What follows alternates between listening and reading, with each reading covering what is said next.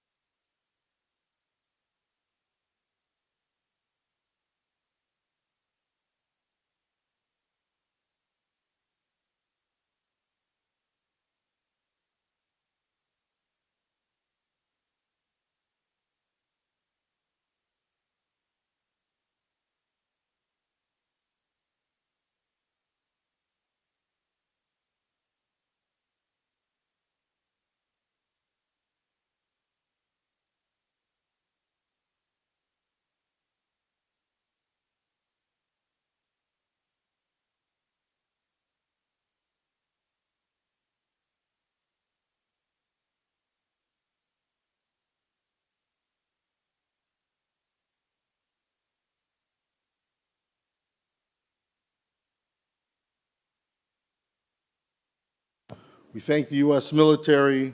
Now we call upon Rabbi Rachel Kaplan Marks to perform the ancient ceremony of Kriya. If I can have the family just gather around the rabbi.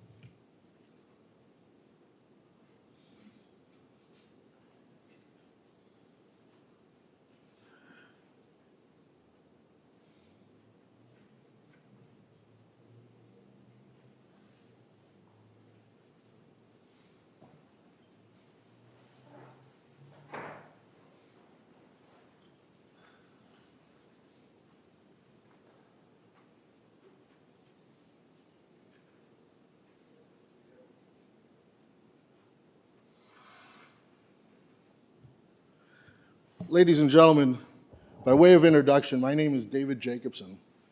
I am not clergy. There are many wonderful clergy here. I don't even know what I was to Leon, but Leon said to me, David, would you please officiate? And I said, yes. So I'm going to officiate to the point of that I can, and then Rabbi Marks is really, she's the boss, and she will be officiating. But I just wanted to begin with a few thoughts about Leon. And by way of sort of understanding, if any of you are connected, or I shouldn't say that, but appreciate the Godfather movies. There were the Wolin kids, and then there was Tom Hagen. I'm Tom Hagen. In Pirkei Avot, it says, assume for yourself a master, acquire for yourself a friend, and judge every man to the side of merit. Leon was a friend of mine. Leon was a mentor of mine. I met him through Joe Roth of blessed memory from Pizer. And when Joe died, Leon stepped in and we just talked every day. I'm looking at the Monsignor, and he was here dedicating this building many, many years ago. We had a rabbi, a Monsignor, the medical examiner. That's for a whole other set of discussions. So Monsignor, if you don't mind, can we be part of the daily phone call? Because I don't know who to call anymore. You got to remember, like if I were in Israel, there'd be a call from Leon. Leon talked to my kids, my wife. Leon, he was part of the family. My children all called me to say, sorry, Dad. And I just want to say, he's one of the most unique human beings I've ever met. And we all had our own relationships with him, and it's an end of an era, I know for you, but definitely for me, as I'm getting older, as he would say, he was a gray-haired fox. Now I'm feeling like I'm the gray-haired fox. And I just wanted, my last comments are, when you walk out of the chapel, there's a beautiful stainless steel plaque, and a company gave this to me as a gift. So I went to my close friend, Michael Lorge, and I said, what would you write on this? And I just want to read it to you. And then if you have a moment, just take a look, and you'll understand in a moment. Rejoice not over the ship that is setting out to sea, for you know not what destiny awaits, what storms it may encounter, what dangers lurk before it. Rejoice rather over the ship that has reached port safely and brought back all its passengers home in peace. Michael Lorge did not write that. That's a midrash. That's from our history. But this place of comfort and compassion is dedicated to my family, my friends, my teachers, the professionals of whom I work, and for those families that we are privileged to serve. This building is dedicated in appreciation to my mentors, Leon Wolin, Dr. Donald H. Greenberg, who's my father-in-law, and Seymour Abrams of blessed memory. He gave me my first loan. It is also dedicated in memory of Simon Mencher, who is our showmare, Dr. Gary Siegel, and my big brother, Michael. Leon's name is part of the fabric of this building, part of Chicago Jewish Funerals, part of the Jacobson family, and I only hope to continue the relationship with the daily phone calls that Monsignor and I will have. Peter got the phone calls. I don't know if Dr. Dreyfus is here, let alone the kids. But there was I'm just curious, who got the daily phone calls, All right. At this time, the rabbi will begin the service.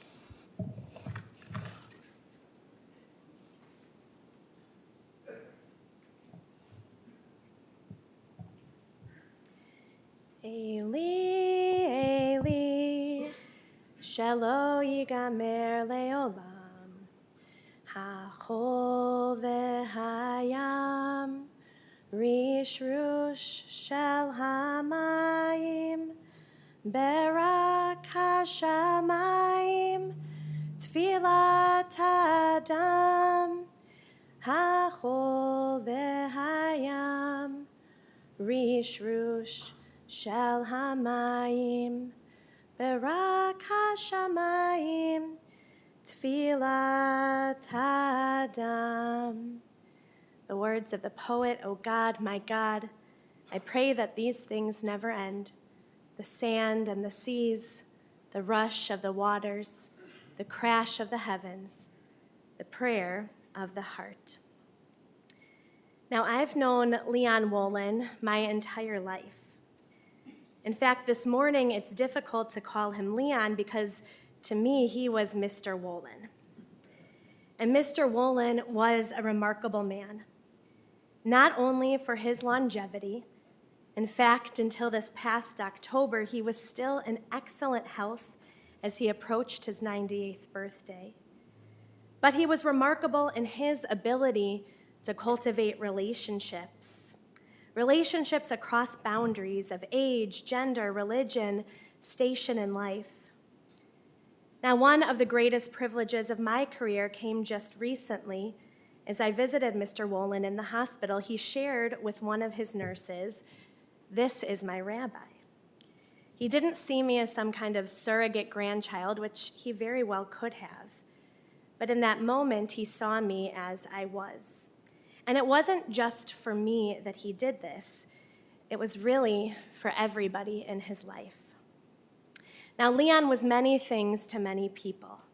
He was a successful businessman and boss, a trusted mentor, a dear friend, devoted son and son-in-law, dear brother and uncle, loving husband and companion, a doting father, and an adoring and proud papa.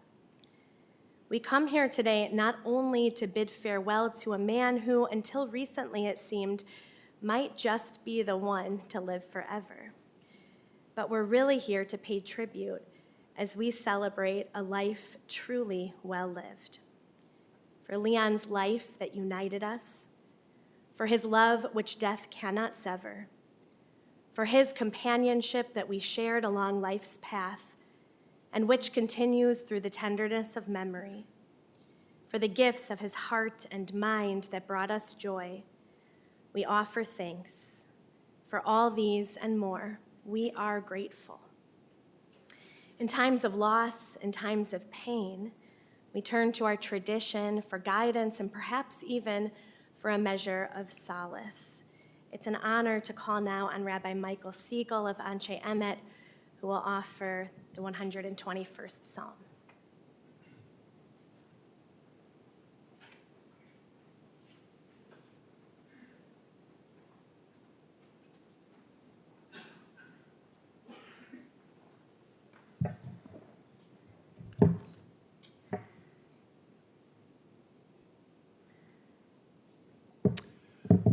Rabbi, thank you for the honor. Shir Lamalot. Esai nai el heharim me'ayin yavo Ezri. Ezri me'im Adonai oseh shamayim va'aretz. Al yitain lamot raglecha. Al yanum shomrecha hine lo yanum v'lo yishan shomer Yisrael. Adonai shomrecha. Adonai tzilcha al yad yaminecha yamam hashemesh v'lo yakeka. V'yareach balayla. Adonai yishmarcha mikol ra, yishmor et nafshecha. Adonai yishmar tzedcha voecha, me'ata v'yad olam. I will lift up my eyes to the mountains. What is the source of my help? The source of my help is the Lord, creator of heaven and earth. God will not let your foot falter. Your guardian does not slumber. Surely the guardian of Israel neither slumbers nor sleeps. God is at your right hand to protect you. The Lord, your keeper, will give shelter. The sun will not smite you by day, nor the moon by night. The Lord will guard you from all harm. The Lord will preserve your soul. God will guard your going and coming from this time and forevermore. Hallelujah. Now, these are the traditional words offered at a funeral. I'm not sure if you're aware, but Leon was not the most traditional in his approach to life. Or is that a surprise to you? So I thought I would also offer these words, which I think also speak to the life and legacy of the man. The lyrics of Frank Sinatra's My Way.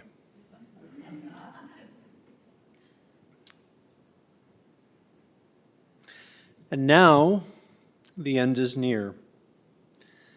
And so I face the final curtain. My friend, I'll say it clear. I'll state my case, of which I'm certain. I've lived a life that's full.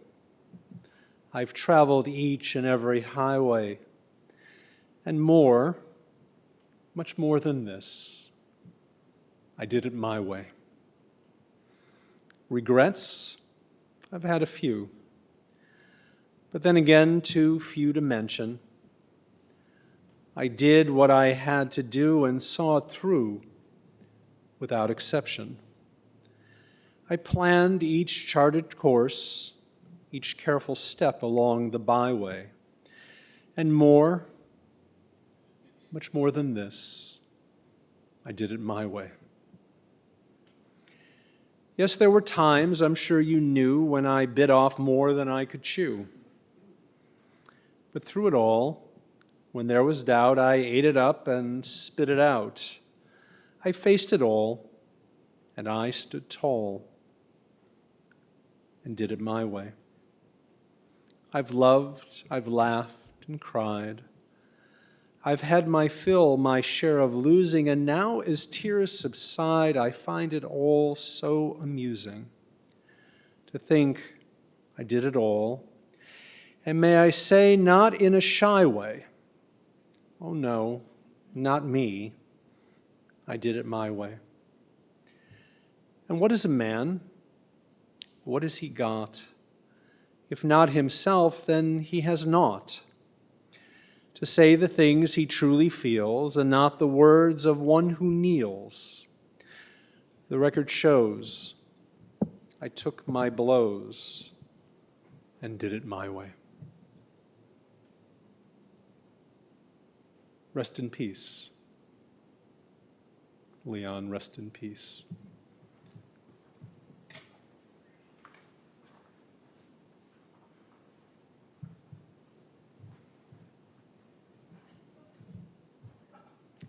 For more generations than we can count, our people have turned to the words of the 23rd Psalm in moments of deep sadness and moments of grief. Its vivid imagery resonates, first using the metaphor of a simple shepherd and his flock, then that of a regal dining room. Leon came from such humble beginnings and rose to great success. Throughout it all, what was most important were his relationships with you, the people he loved so dearly.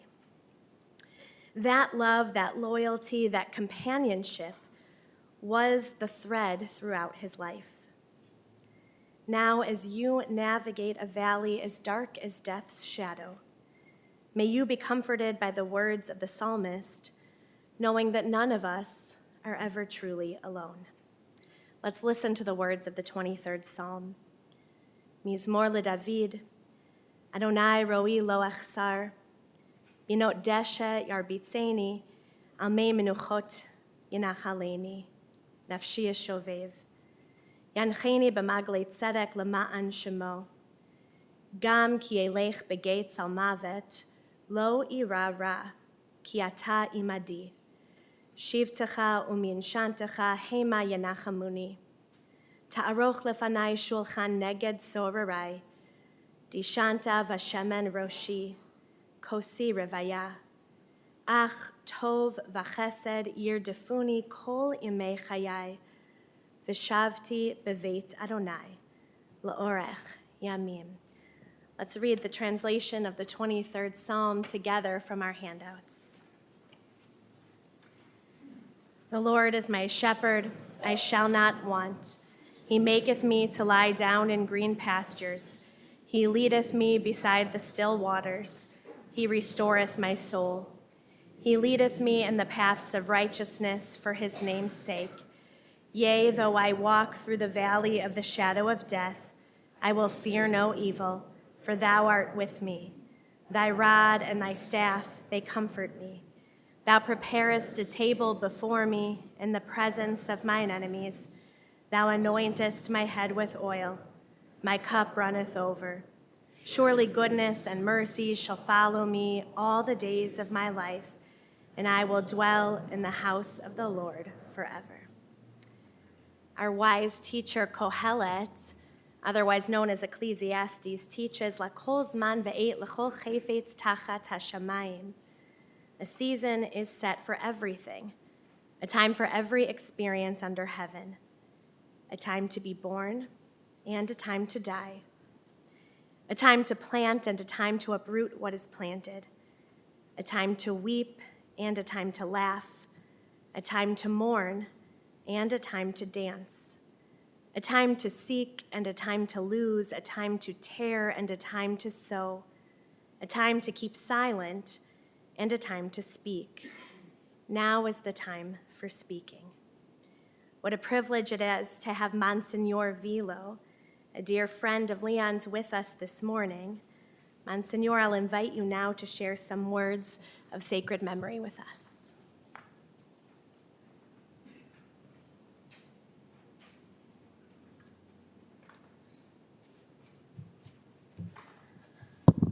I am honored to speak today, and I thank the family for inviting me. You see, Leon had Rabbi Michael Siegel and Rachel Marks, but I was in his insurance policy. In particular, Mindy, Larry, Michael, grandchildren. You were the bond around Leon Wolin. You were his family, so important to him. Thank you for letting us into your family with him. And in particular, this day, I mention to you that all of you have been a part of his life, and today we are all Wolins. But to Irmela, more than a friend, more than companion, really, family herself, we stand with you, Irmela, in this loss because it is a great one. Today we are all Wolins. I was trying to think how long I've known Leon Wolin. I guess I could say quite a long time, maybe 35 years. I knew him before when he lighted his cigar. And we've frequently spoken on the phone, a few of us. Now, at 98 years old, Leon went down to a few generations, 2 generations to speak to us on the phone. Never a long phone call. 2 or 3 minutes, hung up. If he left a message, he said, LW. And sometimes he would speak about things as a Catholic priest. You know that my weekends were filled with weddings and funerals and baptisms. They knew that I'm not a priest that took a vow of poverty. So he asked me on Monday morning, are we going to go to the Northern Trust together? Do you need some help going to the Northern? He always told me that really I should be a Moyle.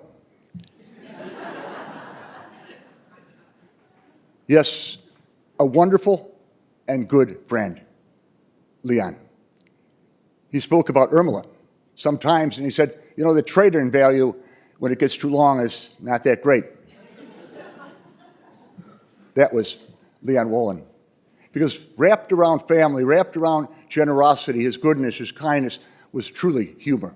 He was, in a sense, a character of sorts. There's a Greek proverb that states, the true meaning of life is to plant trees under whose shade one does not expect to sit. The true meaning of life is to plant trees under whose shade one does not expect to sit. Leon Wolin planted many trees. With his wife, Beverly, of 30 years, he planted the tree of family, 2 sons and a daughter, and the fruit of that family in the grandchildren that were with him. He planted trees through his example to them, always there for them. He planted trees for those in Wolin-Levin as jobs were created and as care was given, as he found himself as the father of that family along with Gabriel Levin. They were true to their employees and staff and all the people that were clients. He was a man of integrity. He planted trees with each and every one of us as friends. Friendship doesn't happen easily, and Leon was always there to deepen that family and deepen the friends that we have. And yes, he was one who planted trees in this particular world through his generosity to the Union Health Service. A few years ago, he asked me to join that board. He had been on that for 30 plus years.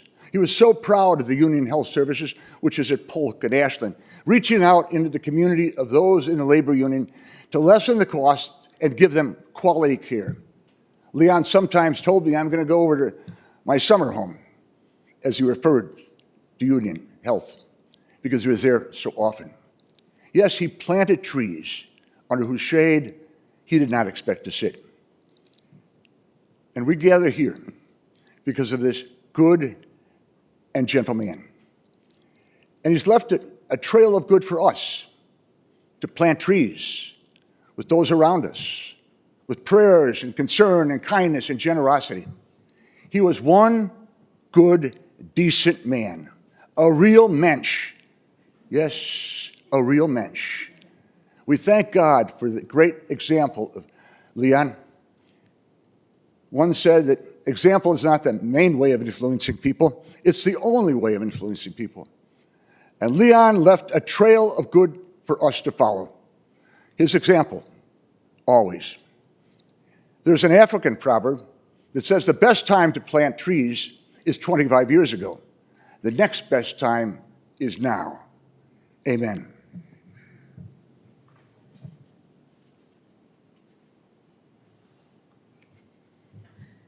We'll call now on 2 of Leon's grandchildren, Ryan Wolin and Sarina Sherman.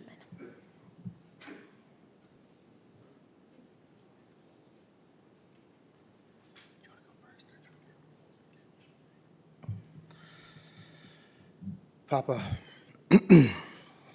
98 and a half years, a good, long life. We are so lucky.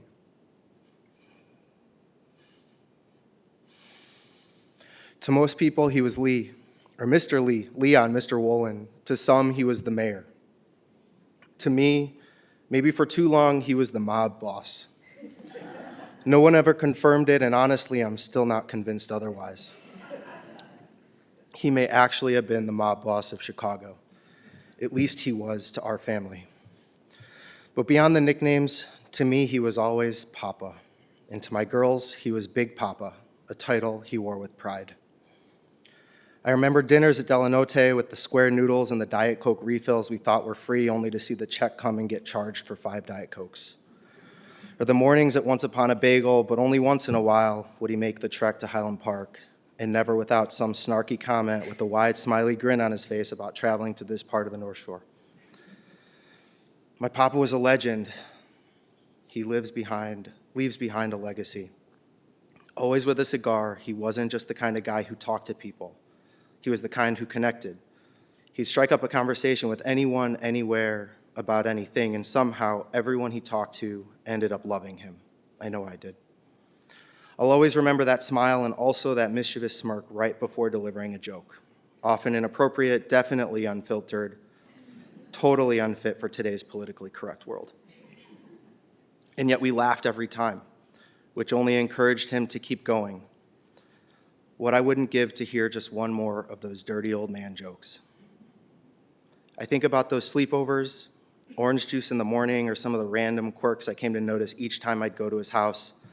Those tiny half-evaporated airplane liquor bottles and shelves of canned goods in his pantry, labeled not just with the year, but the month they were bought. His system of organization was uniquely Papa. I never understood it, but I didn't have to. It was his way, and we loved him for all of it. During one of those special sleepovers, Papa wrote me a note and left it on his pillow where I would later sleep that night. It read, "On this pillow sleeps my little guy and my love bug." To this day, it hangs in my room at my dad's house, and it's a reminder of how much he means to me, how deeply he loved, and how much he was loved in return. Papa, rest easy, big guy. I miss you, and I'll love you always. We'll meet again soon. All right. For those of you who have not yet had the pleasure of meeting, my name is Serina, the youngest of Papa's grandchildren. Anybody that knows me knows the ever-iconic Papa and that cigar. No matter how long I've known that person, day one or year 20 plus. He was and always will be my best friend, role model, the perfect lead his family could have ever asked for. Growing up, Pop would bring us bagels each Saturday, one of the many perks of living 5 minutes from him as we came to love, where he'd scoop out the inside before it's trendy. He's always been a trendsetter, and shove his Munster cheese, without the rind of course, into the empty bagel. And I, the ever-picky kid, had my same challah every Saturday. These mornings were filled with laughter, often because of his inappropriate jokes that 8-year-olds should never, ever hear. Maybe a few bickers, but always love. Throughout COVID, we continue this tradition, as I'd bake him challah weekly, and I ate the middle bits, those mushy parts, while he had his crust. 6 p.m. will forever be our time. When I went to college, I made it my mission to stay just as close and call him daily. In truth, this started to spite my sister Bayley, who claimed I'd understand when I went to college, so I said, just you wait. And I set a reminder at 6 p.m. Eastern to call him every day. This did come to bite me a bit, as if I did not call him by 6:15 on the dot, I and my mother received many panic calls. While it was a shock if these calls made it past 30 seconds, they became my most cherished moments of the day. These 30 seconds always included the weather, how I'm getting home, and how special my mother is. In our final day together, we watched Double Rainbow and spoke about how much we love one another. Whenever I see Rainbow, I'll think of you and that love. Okay. Papa, thank you for teaching me the meaning of unwavering love and loyalty, how to look out for others, how to laugh for yourself, how the history of his city builds it and its people, the importance of hard work and the value of family, those by blood and by choice. And to him, you are all his family. Love you forever and always, always your sugar.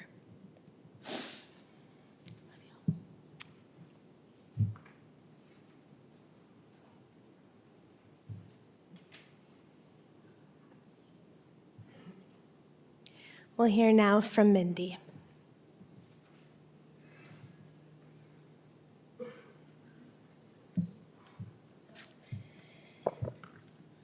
As many, if not most of all of you in this room know, my mom passed away when I was 22. after what I would say was a brief illness during holiday break of my first year in law school. While I was not in the room during her final moments, I have often heard over the years that her final wishes were that my dad take care of me. And boy, that is what he did. This is not to say that he was an absent father prior to that time, but from that moment on, he took care of me. But first, back to my mom for a brief moment. All these years later, I can still hear my dad's cries when we found out how sick she was as he wailed, "My queen." While much shorter than they would have liked, their love for each other and their marriage were the type of love we all wished for. To his last minutes, he held my mom on a pedestal for all of us to see and live up to. As for me, while unlucky in many ways, I hit the jackpot in a father. Not many daughters could say that their dad sat in a store for hours while she shopped, with him approving my choices and pointing to spots that needed altering. Or who had a father who was involved in every step of planning their wedding and went to every dress shopping experience and fitting, once again with a strong opinion. Or once David and I had our girls, was at our door every Saturday morning at 7 a.m., perhaps to David's dismay, with Einstein's bagels, not that they could eat them for years, or who went to every school play, grandparents' day, prom pictures, or who tried to teach the girls how to make ribs. The list can go on and on. Saturday bagels turned to dinner every Sunday night, lovingly cooked by David. The bond that those Saturday bagels and Sunday dinners created was unbreakable. When Sarah left for college, she told Papa that she would call him at 5 every day, which she still did all these years later. And there was a sort of mutual panic in it for some reason if they did not connect. And likewise, Bayley always called, even though his weather reports didn't apply to her in Boston. And he was so excited for Bayley and Ben to get their new puppy, Tilly. I was always being asked how my new grandchild was, and how lucky I was that my dad became Papa, not just to our girls, but to many of our friends, their children, and our girls' friends. He was always asked about and included in all of their lives. Over the past several months, I was rarely asked how my dad was, rather, how is Papa?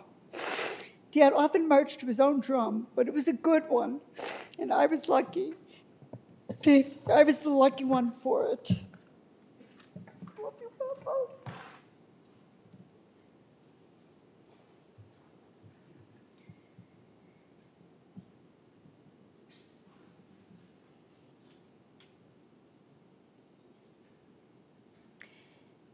Next, we'll hear from Michael.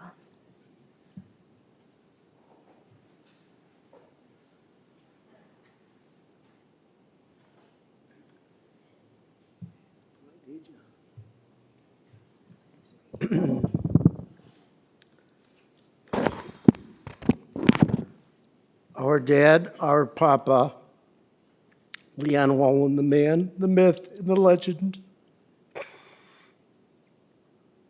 First, many people over the past 10 days, when they found out Dad was sick, gave us a call. And each of them, my brother Larry, our little sister Mindy, they each said to each of us,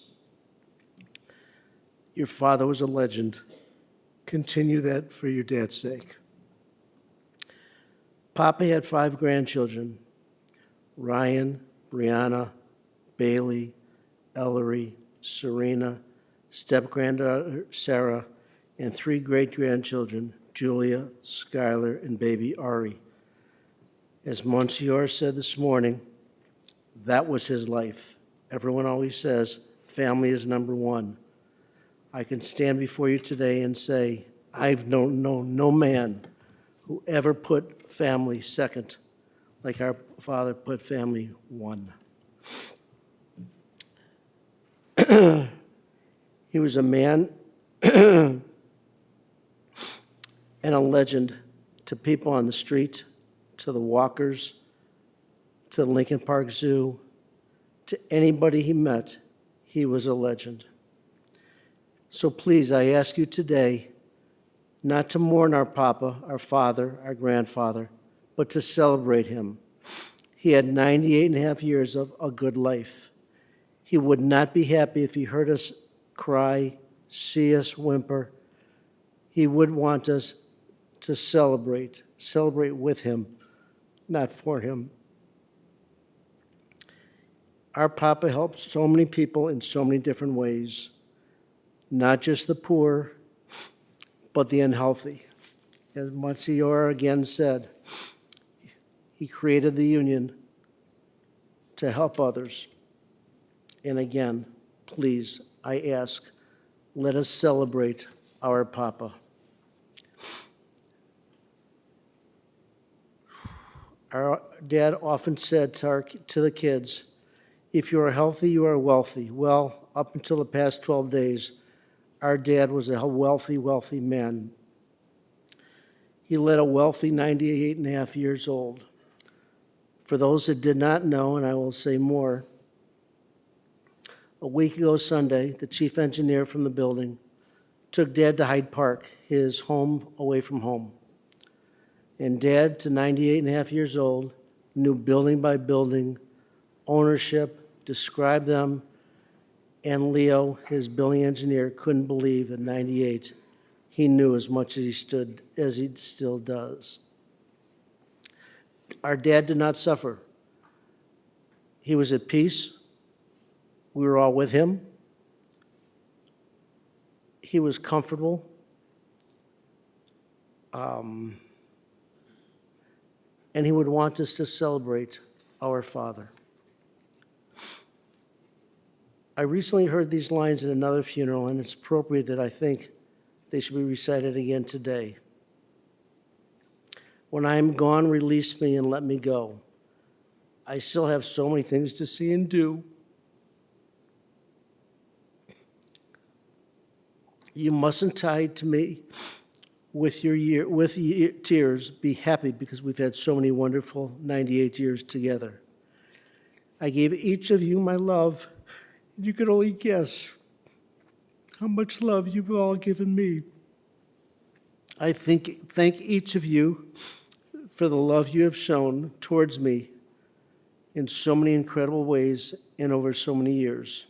But now it's time for me to travel alone. So please grieve for just a short period and then celebrate with me. He, our Father, our Papa, our great-grandpa would love that. It's only for a while we must be apart, so let's bless together each of those memories. We, my brother, Larry, my sister, Mindy, his grandchildren, and his great-grandchildren have been blessed to have him as our father all these years, his grandfather for their lifetime, and his great-grandfather. Dad, I won't be far away, for life will always go on. So if you need me, call me. And as always, I will, as I have always tried, I will come for you. Though you can no longer see, touch, or get a response from me, I will always be near to each and every one. And then when you must come. I will greet you with a smile and welcome you to my home. Our dad's love was unconditional to anybody and everybody. His door was always open. In fact, he never locked his door. He never locked his door. I said, Dad, can I get a key to the house? He said, for what? He was a man who just left his door open, wanted the door to be open for anybody and everybody. So to those friends who are with us today, live as well as streaming, please, let's celebrate our Papa. Let's realize that that's what Papa would want, not for us to cry. This past Thursday night, as hard as it was,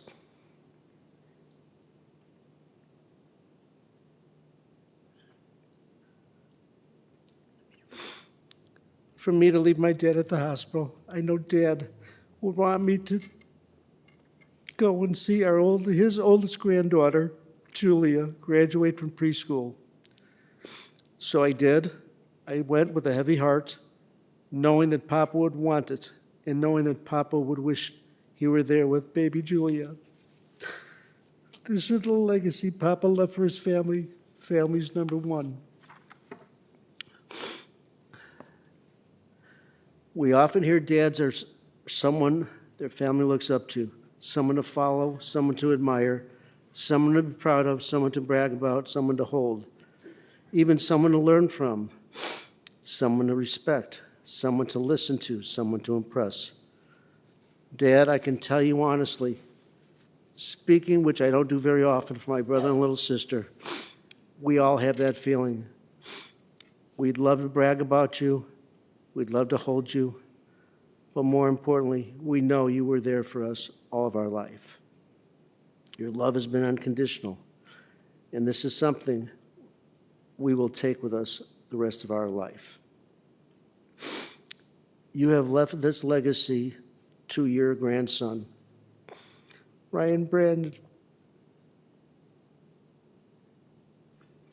He has carried this legacy on with his family, with his wife Arianna, with his baby Julia and baby Skylar. It's amazing to watch him be a dad, the same way you've tried to teach me, the same way I've tried to teach my son. Family comes first. Yes, Dad, you had your particulars. You were a perfectionist. You dated everything in the refrigerator. All the groceries were dated, even with your OCD, but we appreciate you more than ever. Not a day went by I didn't say thank you, Dad, for your unwavering love, sometimes even with your unwarranted comments. Even though they were always met with your form of love, your family knows you are one in a million and will always be a legend in each of our eyes. As David and Monsignor mentioned, Dad had a list of people he'd call every morning. I don't know what number I was or my brother and sister, but I know that my phone would ring at 10 minutes to 8 every day. He'd call and just say to me, "What's going on?" "Nothing, Dad." "What should be going on, Dad? It's 10 minutes to 8. "What do you want me to do, Dad?" "Well, it's sunny out." I said, "Good, Dad." "There's 12 boats out, Dad." I said, "You want to go on a boat, Dad? We'll get you a boat." He said, "Just want to check in on you." "Okay." This past Father's Day, our dad and Papa, even through the ugly weather, decided he wanted to make his barbecue ribs. We were at Larry's house, and Dad decided he's making those ribs. He didn't make them for himself. He made them for his kids. And he made them for his kids for one reason. Again, a sign of how family is number one in his life. Family, family, family. As Mindy mentioned, we lost our mom at an early age of 51. We think she had cancer from about 4 weeks, 5 days, start to finish. I still remember the day, November 24th, 1981, when Dad and each of his kids and our Gigi, that's our grandmother, heard Mom's awful news from Dr. Jack Pickelman, and Dad saying, "The captain of our ship is going down." Dad, you picked up the pieces, and you've done everything that Mom would be proud of. You've been a mensch through your life. You were a mensch to Mom, and you were a mensch to your kids. So a genuine form of love between two unbelievable people, our Mom and Dad. Your love for our Mom was unconditional, and this taught your kids what love was all about.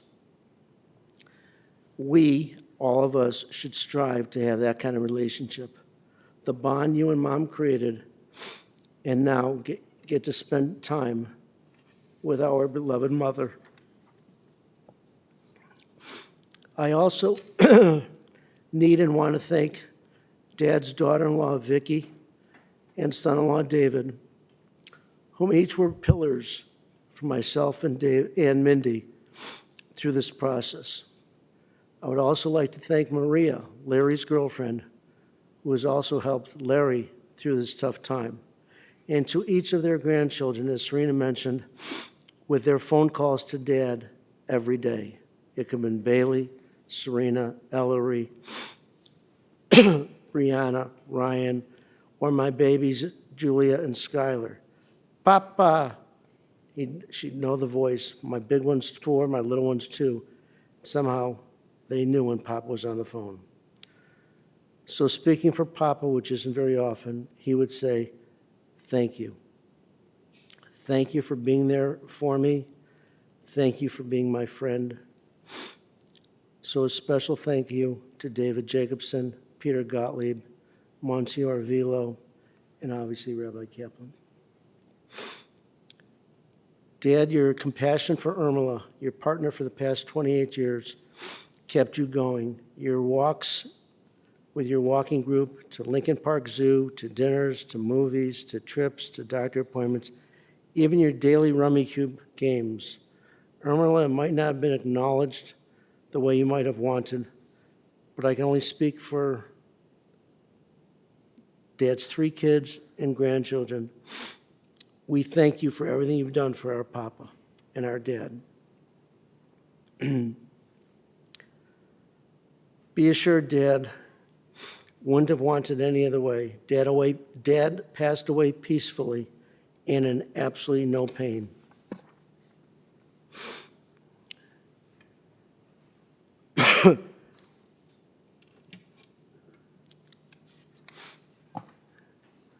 I would be remiss if I didn't go one step further and thank Dad's caretakers. Thank God they were only with him for a short period, but Dad created a relationship with each of them in his own way. Mr. Wolin this, Mr. Wolin this, Mr. Wolin this. Leo, Dad's chief engineer from the building, Leo's wife, Lucy, who helped him with physical therapy. Kathy, who often said Mr. Wolin reminded her of her grandfather and was with Dad when he took his last breath, and stayed with Dad until he left his home last Friday. To Gino, to Jasmine, to Beth, be assured, Dad and his entire family love each of you. Caretakers were so special in Dad's world that this past Tuesday when he came from the hospital, each of the caretakers, not 1, not 2, not 3, but each of the caretakers were there greeting Dad and wanting to see if Dad needed anything. It could be anything they would do for our father. As I said to Dad many times, I truly understand the father-son relationship. Dad, your only grandson, Ryan Brandon, not only with me, but now with your great-granddaughters. I can confidently say Ryan has continued your unheralded and unparalleled style legacy.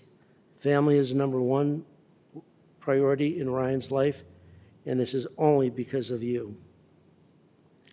Mindy alluded to how Dad was a dad, going to the grocery store, going to the shoe store, the dress store, going to get fittings, going to this, going to that.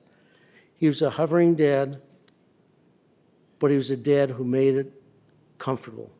He was a dad who made it special on any topic. He worked his butt off, but he was there for each of us in our own way. It could have been our sporting events, it could be our school events, it could be our academics. Our dad was a people person, liked being able to schmooze with any and everybody. From his McCormick Place to Illinois Housing Development Boards, to his relationship with Jim Thompson, to UHS, to Midwest, UHS as a founding member, to Midwest Bank, to doorman to other politicians and zoo friends and walking friends. He didn't know many of these people, but somehow over the years, he became friendly with many. I would also be remiss if I didn't acknowledge his work partner, Gabriel Levin, who is here. Somewhere he's here, but he is the other half of Wolin-Levin. Dad started with nothing. He and Gibby were 0 when they started back. I think it was 1950, July 1st of 1950. And he and Gibby created what I would say is was the premier property management firm in the city of Chicago. This past Saturday, Vikki and I went to the Bagel Restaurant, Dad's former favorite restaurant, and Dad's favorite server, Joe, said to me, "Mike, you lost a brother. You two were always together." Again, Dad became friendly with the server. Didn't matter who it was. It could have been the water boy, it could have been the server, it could have been any cashier, it could have been anybody. Dad's work ethic was second to none. When teaching your kids what hard work meant, Larry, Mindy, and I remember how hard you worked just to make sure everything you and Mom wanted for each of us. Remember you working 6 days a week, yet somehow you were able to get to our events. Dad, if I could be half as successful a man as you have been, I would consider myself an accomplished man. Your family has been fortunate to have you as our backbone, our leader to an incredible woman, our mom, and for the past 40 years, our mentor. I will always thank you for your guidance, for being a positive influence on and in my life, and to your entire family. If we had a problem, it didn't matter if our shoes matched this or that or this. Papa was there, Dad was there to help us through it. So in conclusion, remember me, to the living when I'm gone, to the sorrowful I will never return, to the angry I was cheated, but to the happy I am at peace, and to the faithful I have never left. I cannot speak with you any longer, but I will always be there to listen. So please, as I said in my opening remarks, let's not cry as much as I want to, as much as the family were taking bets on if I'd make it through the first line. Because of the family, I'm definitely the most emotional. But Papa would only want us to celebrate with him and be there in happiness. We loved anything and everything you did. Each of your kids, your grandchildren, your great-grandchildren, as baby Julie would say, big pops. I will forever miss you saying to me, if you are healthy, you are wealthy. By the way, Dad, I'm still looking for your 7:50 in the morning phone call. But on the other hand, I know you are comfortable, you are at peace, and you didn't suffer. Not many of us can say their father, their mother, their grandmother didn't suffer 98 and a half years. He was a unique, quality gentleman that I hope I could emulate just a little bit.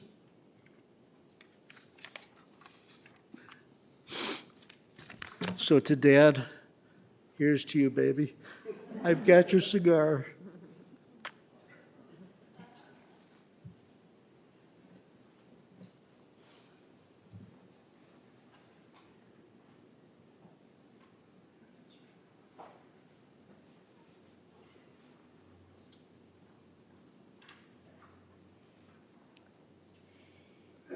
In the only psalm attributed to our teacher Moses, we are taught, Limnot Yamenu Kain Hoda, Benavila Vav Chochma.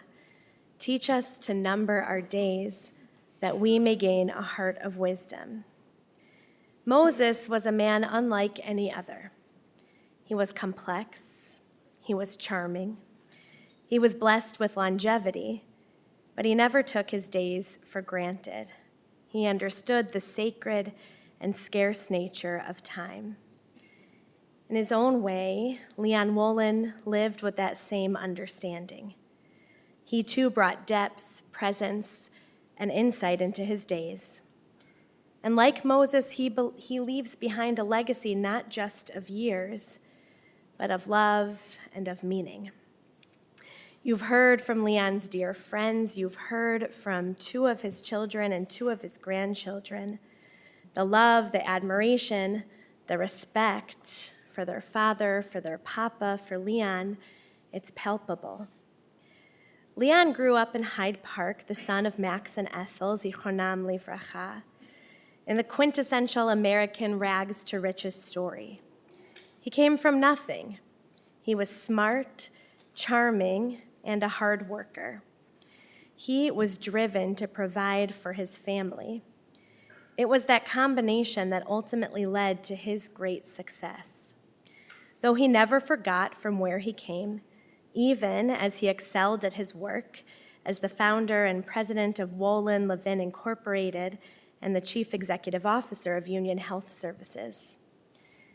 Leon's family recalls a bus tour in recent years with their papa all around Hyde Park. He pointed out each building, telling its story. In many ways, it is true that he was the unofficial mayor of Hyde Park. Part of the secret of Leon's success was in the way he viewed and treated people.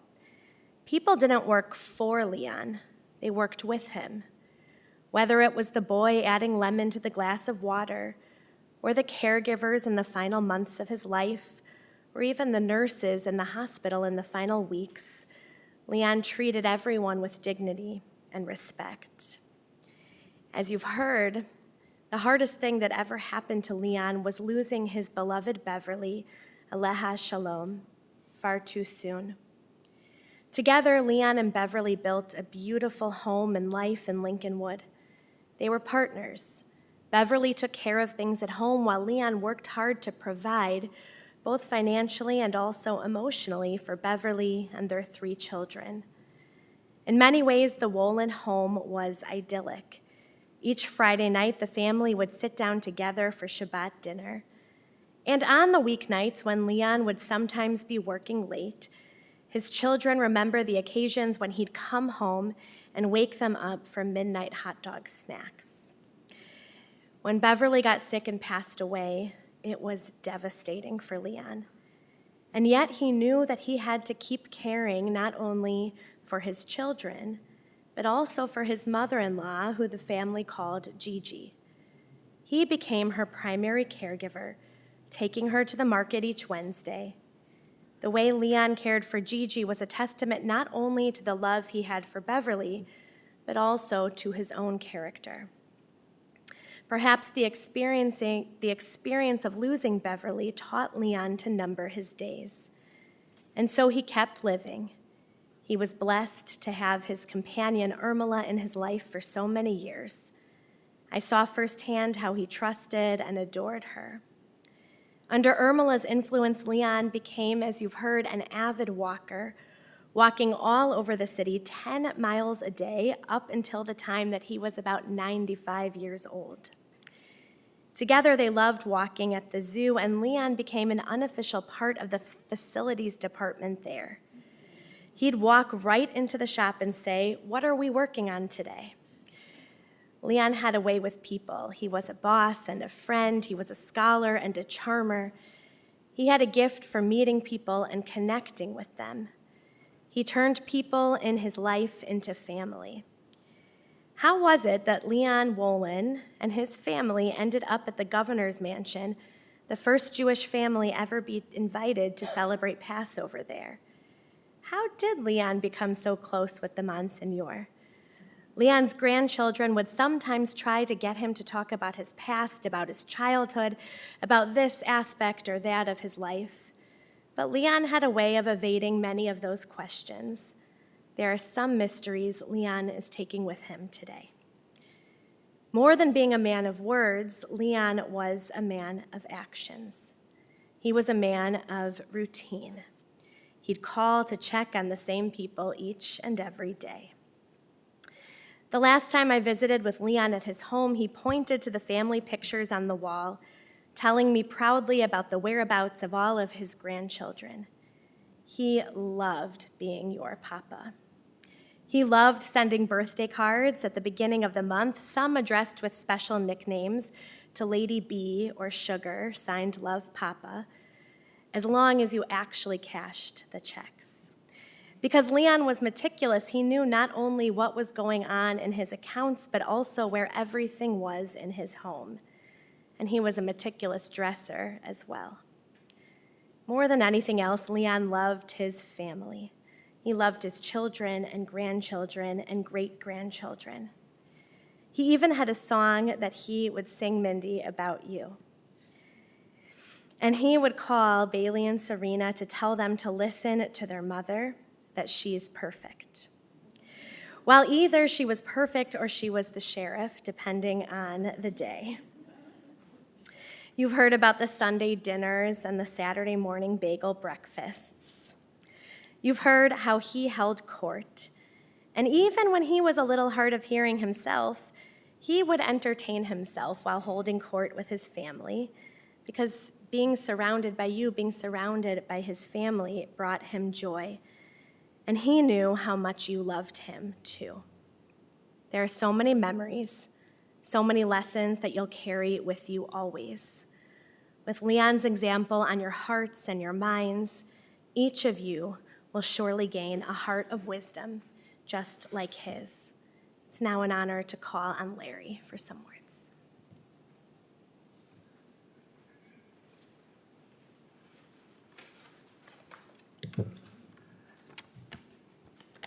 So, as the last one to speak, there is little to add, as all has been said. Thank you to all for the kind words and wonderful stories which captured the essence of our dad and Papa. Whether you knew him as Dad, Papa, Uncle Lee, Leah, Mr. Lee, or Mr. Wolin, you all knew his trademark. And so, to honor and remember him, let's raise our chocolate cigars. Life ends, but love does not.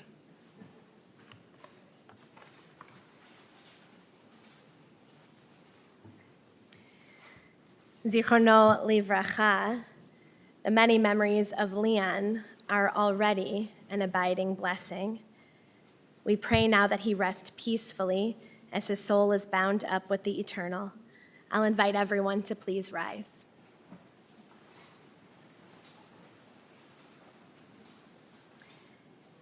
El male rachamim, shochen bamromim, hamtze menucha nechona tachat kanfei hashchina, im kedoshim utehorim, kezohar harakia mazhirim, et nishmat label ben Menachem ve'eti, shehalach la'olamo, Baal harachamim, gastirehu b'seter knafav la'olamim, bitzror hachaim et nishmato, Adonai hu nachalato, v'yanuach b'shalom al mishkavo v'nomar amen.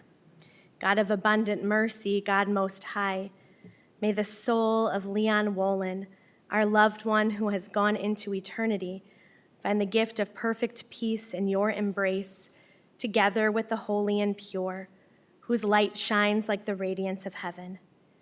Compassionate God, hold him close to you forever, so that his soul may be bound up in the bond of life eternal.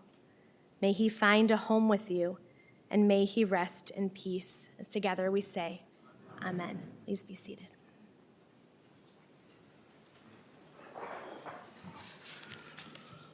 Ladies and gentlemen, the services here at the chapel are now concluded, and just to address one thing to Ryan, I did say Tom Hagen, remember? So we all know what we're talking about. Ladies and gentlemen, the interment service will continue at Shalom Memorial Park Cemetery, located at 1700 West Rand Road in Arlington Heights. The family will be together at the residence of Larry Wolin and Maria at 2433 North Greenview Avenue in Chicago. They'll be together today, following the interment till 9 p.m., Tuesday and Wednesday from 4 p.m. to 9 p.m. Please note that information is on the service folder. Memorial contributions in memory of Leon to the Lincoln Park Zoo or the Honor Flight Chicago, that information is also on the service folder. For those of you who will be driving to the cemetery in the procession will be forming in the parking lot. Please obtain an orange safety funeral sticker to place on the right-hand side of your windshield. Have your bright lights and hazard lights on at all times. For additional measures of safety, please use your horn liberally as you're going through the intersections. Have your bright lights and hazard lights on at all times. Please do not speak or text while you're driving in a funeral procession. Don't use your phone. Please enjoy the cigar. At this time, I'd like to call upon the people who will be serving as pallbearers: David Sherman, Vikki Wolin, Maria Leone, Ryan Wolin, Brianna Cohen, Ellory Lopez, Bayley Sherman, Sarina Sherman, Monsignor Canvillo, Peter Gottlieb, and me. Please rise.